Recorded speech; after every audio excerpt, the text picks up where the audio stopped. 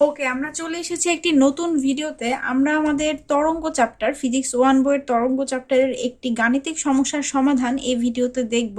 অনেকেই আমার কাছে এই ম্যাথটার সলিউশন জানতে চেয়েছিল, তো আমি ভাবলাম একটা ভিডিওর মাধ্যমে এটি দেখিয়ে দিলে হয়তো বা যাদের যাদের এই ম্যাথটাতে প্রবলেম আছে সেই প্রবলেমগুলো সলভ হয়ে যাবে ইনশাল্লাহ।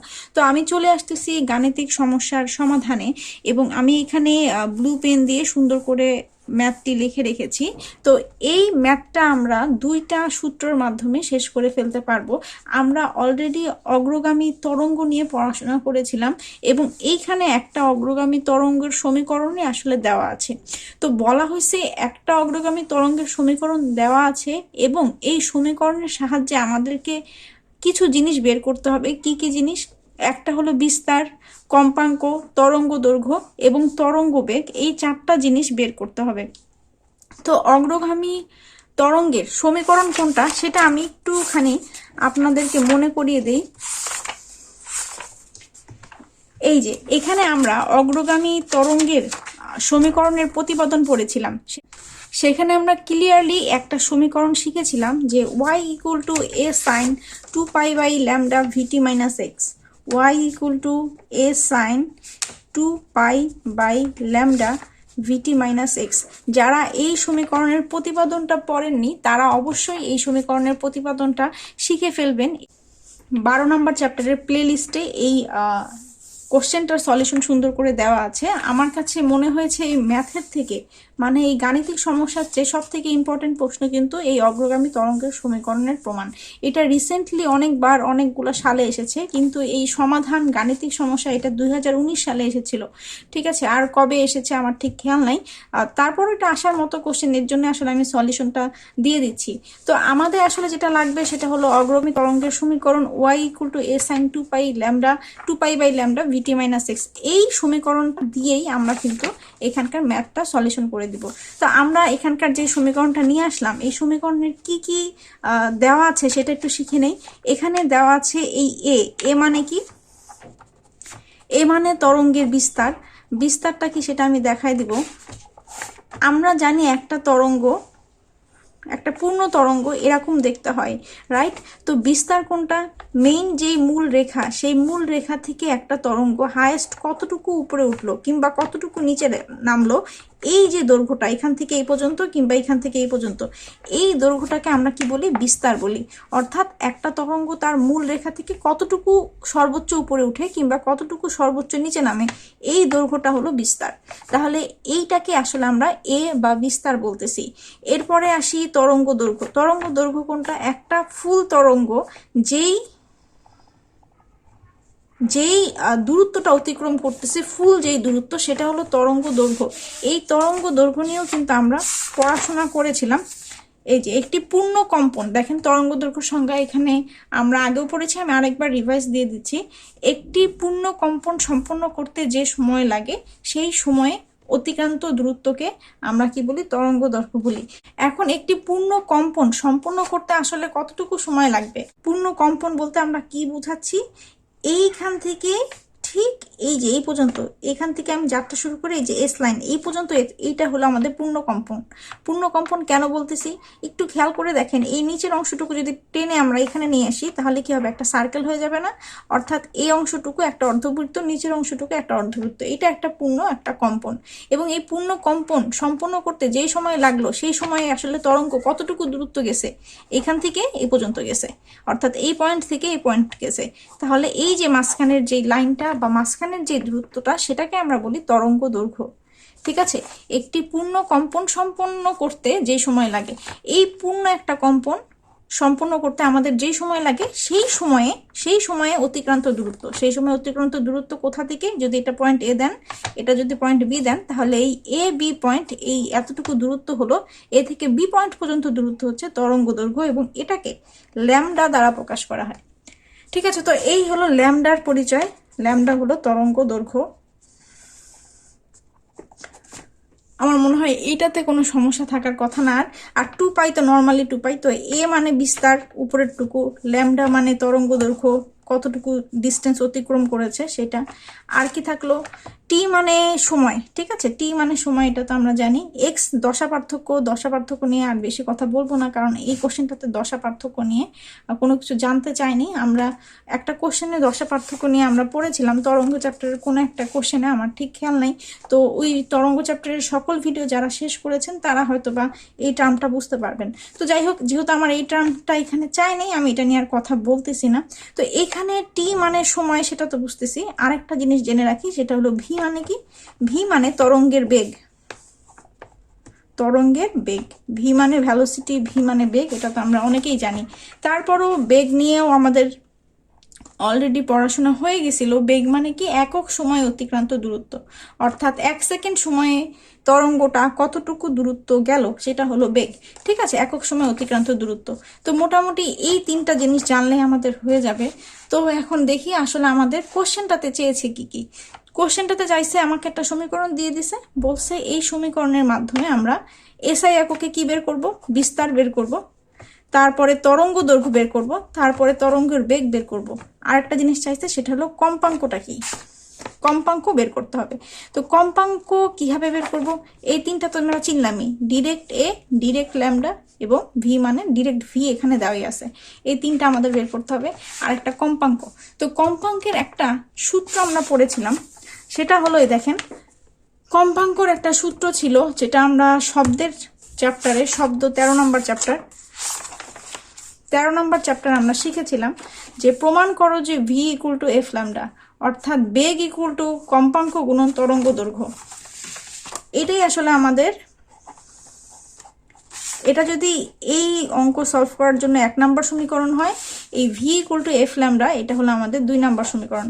অর্থাৎ বেগ মানে কি, তরঙ্গের বেগ মানে তরঙ্গের কম্পাঙ্ক, এফ মানে কি কম্পাঙ্ক, এটাকে অনেক সময় এন ল্যামডাও বলা হয়। কম্পাঙ্ক এফ দ্বারাও প্রকাশ করা হয়, এন দ্বারাও প্রকাশ করা হয়। তো এফ বা এন এটা হলো কম্পাঙ্ক, এবং ল্যামডাটা তো আমরা দেখেই ফেললাম, ল্যামডা হচ্ছে তরঙ্গ দৈর্ঘ্য, ঠিক আছে। তাহলে বেগ মানে কি, তরঙ্গের বেগ মানে কম্পাঙ্ক এবং তরঙ্গ দৈর্ঘ্যের গুণফল। এফ দ্বারাও কম্পাঙ্ক বোঝায়, আবার এন দ্বারাও কম্পাঙ্ক বোঝায়। আমি আমার এই গাণিতিক সমস্যাতে কম্পাঙ্ককে এন দ্বারা প্রকাশ করব, তাহলে এই এফ এর টার্মটাকে আমি আর নিচ্ছি না, এন ল্যামডা এতটুকু আমরা মনে রাখি, ভি মানে এন ল্যামডা, যেখানে তরঙ্গ বেগ মানে ভি, কম্পাঙ্ক হলো এন এবং তরঙ্গ দৈর্ঘ্য হলো ল্যামডা, ঠিক আছে। তাহলে আমরা এই সমীকরণটা এবং এই সমীকরণটা দিয়ে আমরা আমাদের কোশ্চেনটাকে সলভ করে ফেলবো ইনশাল্লাহ। ওকে, তো আমি এখানে 2টা সমীকরণ সুন্দর করে লিখে নিয়েছি এবং আমি চলে যাচ্ছি এখানকার যেই কোশ্চেনটা দেওয়া ছিল সেই কোশ্চেনটাতে। তো আমাদের এখানে যেই সমীকরণটা দেওয়া আছে সেটা একটু খেয়াল করে দেখবেন, অনেক কিছু আমাদের যে মেন সমীকরণ y equal to a sin 2 pi lambda vt minus x, এটার সাথে আর কি মিলে যাচ্ছে, হুবহু মিলতেছে না, বাট দেখে মনে হচ্ছে যে এটা কিন্তু এটার মতনই একটা সমীকরণ।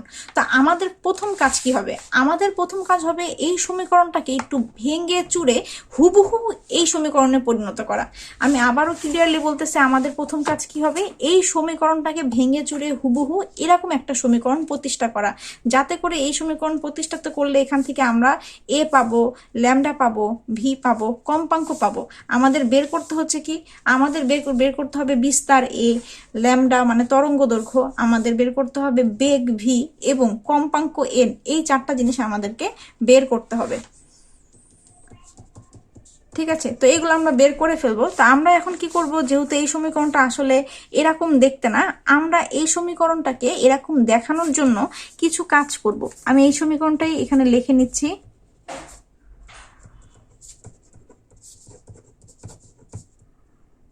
(0.02 মাইনাস x 0.15), ঠিক আছে।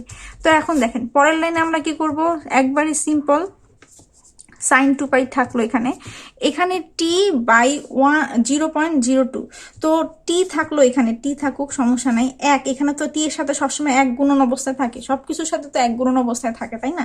তাহলে 1কে, এই 1কে 0.02 দ্বারা একটু ক্যালকুলেটরে ভাগ করেন, ক্যালকুলেটরে ভাগ করলে 50 আসবে, অর্থাৎ t এর জায়গায় t থাকলো, এই 1/0.02 এই জিনিসটাকে যদি আপনি ক্যালকুলেশন করেন তাহলে 50t আসবে, মাইনাস x 0.15 এটা থাকলো, ঠিকই আছে, যাই থাকলো। বাকিটা কি হবে, সাইন 2 পাই। এবার কি করব, এবার নর্মালি এটাকে সলিউশন করব। এটার নিচেও 1 আছে, এটার নিচে আছে 0.15, তাহলে 1 আর 0.15 এর লসাগু আসবে 0.15। 1 দিয়ে 0.15কে ভাগ করেন, তাহলে 0.15 এর সাথে আবার কি হবে, উপরেরটা গুণন হবে, 50t মাইনাস এক্স। কি হবে, কি হইলো, এটা 1, এখানে নিচে যদি 1 থাকে, 1 এবং এটার লসাগু, এটা আমরা নর্মালি ভগ্নাংশের যোগ বিয়োগ তো জানি, তাই না? তো 1 দিয়ে যদি আমরা 0.15কে ভাগ করি, অ্যান্সার কি আসবে 0.15, সেটা দিয়ে আমরা এই অংশকে গুণ করে দিব। আবার এইটা দিয়ে যদি 0.15কে ভাগ করি, অ্যান্সার আসবে 1, সেটা দিয়ে এটাকে গুণ করবো। এই ভগ্নাংশের বিয়োগ তো আমরা জানি, তাই না? তো সেটাই করলাম, করার পরে কি হবে, 0.5 সাইন 2 পাই। এখানে কি আসবে, এখানে এই 0.15কে 50 দ্বারা গুণ করলে 7.5t মাইনাস এক্স আসবে, নিচে থাকবে 0.15। এখন আমাদের কাহিনী প্রায় শেষ, সাইন 2 পাই। আর কি আছে, আর আছে 2 পাই এর নিচে, আমি যদি এই অংশটাকে নিয়ে আসি 0.15, ভিতরে থাকবে 7.5t মাইনাস এক্স। ঠিক আছে, এখন একটু খেয়াল করে দেখেন, এখন এই অংশটা আমি আরেকবার একটু সুন্দর করে লিখি এই জায়গাটার জন্য, 0.5 সাইন 2 পাই, নিচে 0.15, 7.5t মাইনাস এক্স, এমন। আচ্ছা, এবার এই সমীকরণটা এবং এই সমীকরণটা একটু তাকায় দেখেন, সেম ভাবে মিলে গেছে, দেখা যাচ্ছে কিনা দেখেন। এই যে আমার সামনে ছিল ওয়াই আছে, ওয়াইটা আছে, এর মান কত, 0.5, এর মান কত, 0.5।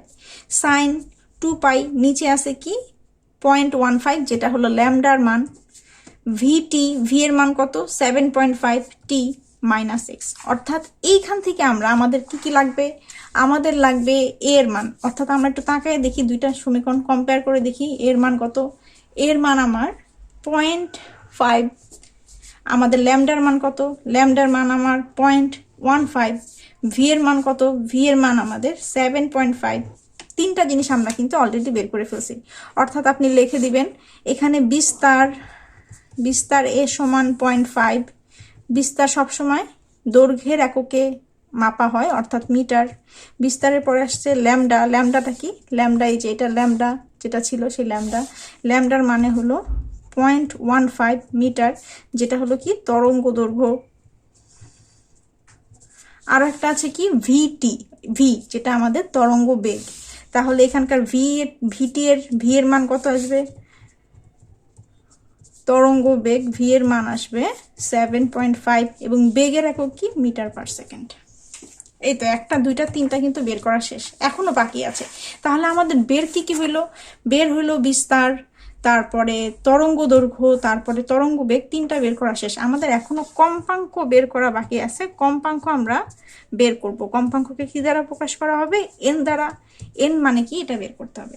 এখন আমরা কি একটা সূত্র জানি, যে বেগ ভি মানে এন ল্যামডা, তাই তো? অর্থাৎ বেগ মানে কম্পাঙ্ক এবং তরঙ্গ দৈর্ঘ্যের গুণফল। তাহলে জানি বেগ V equal to n lambda, অর্থাৎ এন ইকুয়াল টু কি, ভি বাই ল্যামডা। ভি এর মান কত বের হয়েছে, 7.5, ল্যামডার মান 0.15। শেষ, এটা ক্যালকুলেশন করলে কি আসবে, 50 আসবে মান, 50 মান আসবে। এবং কম্পাঙ্কের একক হচ্ছে হার্জ, এটাকে এই জেড দ্বারা প্রকাশ করা হয়, এই যে হার্জ। এই যে আপনার 4টা অ্যান্সার বের হয়ে গেল। অর্থাৎ পুরো ম্যাথটাতে আমাদের যেটা করতে হবে, শুধু এই ফর্মেটে আনতে হবে আপনাকে, যেই সমীকরণটা দেওয়া থাকবে। সবসময় যে এরকমই সমীকরণ দেওয়া থাকবে তা না, সমীকরণটা অন্যরকমও থাকতে পারে। আপনাকে এই সমীকরণটাকে এই টাইপের একটা ফর্মেটে আনতে হবে। আর যেহেতু এটা 2019 সালে আসলে এই টাইপই আসবে, সেম এই টাইপের আসবে। হয়তো বা 0.02 না দিয়ে 0.01 দিয়ে দিল, এখানে 0.15 না দিয়ে 1.5 দিয়ে দিল, এরকম একটু চেঞ্জ থাকবে, সিস্টেম এমনই থাকবে। তো আমি যেভাবে দেখাইলাম, এটাকে যেভাবে এই প্রসেসে আনতে হবে, যাতে করে আমরা মেইন যে মূল সমীকরণ সেটার সাথে এটার মিলটা দেখাইতে পারি। তো এই ছিল আসলে এটার সলিউশন। খুবই সিম্পল একটা অঙ্ক। এই যে আমি এখানে সুন্দর পিডিএফ এটা অ্যাড করে দেওয়ার চেষ্টা করব, কিংবা ছবিটা আলাদাভাবে কমেন্টে দিয়ে দিব, যাতে সবাই এটা পেয়ে যান। তো এই হলো আমাদের সেই ম্যাথটার সলিউশন। ঠিক আছে, খুবই কঠিন কিছুই না, জাস্ট এটা সলভ করে অগ্রগামী তরঙ্গের সমীকরণের সাথে মিলিয়ে তুলনা করে বিস্তার, তরঙ্গ দৈর্ঘ্য, তরঙ্গ বেগ এবং ছোট্ট এই V equal to n lambda সমীকরণটা দিয়ে এন এর মানটা আপনারা বের করে ফেলতে পারবেন। শেষে উত্তরটাও সুন্দর করে দিয়ে দিবেন। আর এককের ক্ষেত্রে একটু লক্ষ্য করবেন, বিস্তার হলো মিটারে, তরঙ্গ দৈর্ঘ্য মিটারে, বেগের একক মিটার পার সেকেন্ড, আর কম্পাঙ্কের একক কিন্তু হার্জ। হ্যাঁ, কম্পাঙ্কের একক হার্জ এসজি। এই তো এই কোশ্চেনটা যদি কখনো আসে তাহলে রচনামূলক প্রশ্নে আসবে। ঠিক আছে, সলিউশনটা খুব বেশি ছোটও না যে এটা সংক্ষিপ্ততে আসবে, এটা যদি আসে তাহলে রচনামূলক প্রশ্ন আসবে। তো আমি আশা করি যদি এটা এসে পড়ে তাহলে আপনারা খুব সহজে এটা সলভ করতে পারবেন ইনশাল্লাহ। তো এই ছিল আজকের ভিডিও। যদিও এটা আমি যখন তরঙ্গ চ্যাপ্টার শেষ করেছি তখন দেইনি, অনেকে আমাকে বলেছে এই ম্যাথটা সলিউশন করে দিতে, এর জন্য করে দেওয়া। তো সবাই ভালো থাকবেন, সামনে বোর্ড এক্সামের প্রিপারেশন নেবেন, আর বেশি বেশি ফিজিক্স পড়বেন। আমার জন্য অবশ্যই দোয়া করবেন। আল্লাহ হাফেজ।